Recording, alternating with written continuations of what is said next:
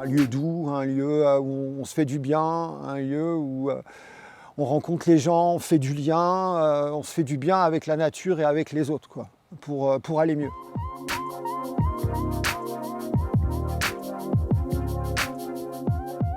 Je suis Frédéric Géral, je travaille dans l'association Le Sens de l'Humus et je suis le coordinateur de l'association. On est dans un quartier de Montreuil, le quartier des Murs à Pêche. L'association elle a été créée en 2006 dans une idée de décroissance un peu. L'idée c'était même sur un petit jardin. Il y avait à la fois la notion de décroissance et à la fois la notion d'expérimentation agricole. On était parmi les précurseurs sur cette question-là, notamment, surtout en Île-de-France, à parler de permaculture, à faire de la biodynamie, de la bio-intensive, notamment dans la perspective de nourrir le sol plutôt que de le détruire avec des produits chimiques.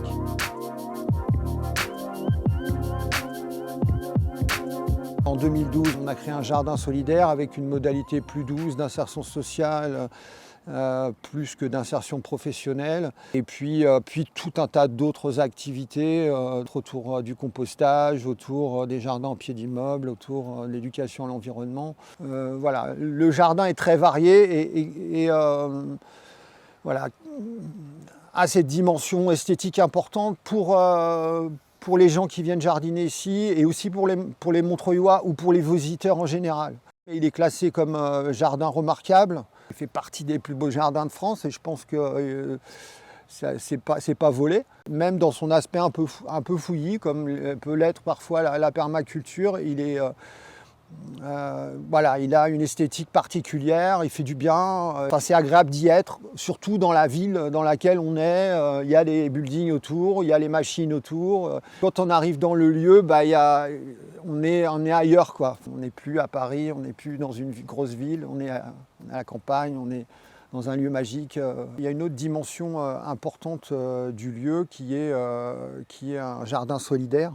La possibilité d'accueillir des personnes qui sont depuis longtemps au chômage, avec principalement une volonté de permettre à ces gens qui ont des difficultés personnelles diverses et variées, qui en ont marre de rester chez eux, cloisonnés dans leur appart ou dans leur lieu de vie, sans rencontrer beaucoup de monde. Et l'idée, c'est d'ouvrir un lieu avec plein de gens, des bénévoles et des gens pour lesquels on pourrait, ce lieu et les collègues pourraient aider à se reconstruire, à faire du lien, à avoir envie de faire des choses, à agir, à découvrir des métiers, tout un tas de choses qui peuvent se passer quand on travaille la terre, le jardinage, avec une dimension écologique aussi, parce qu'on est très, très sensible à cette question-là.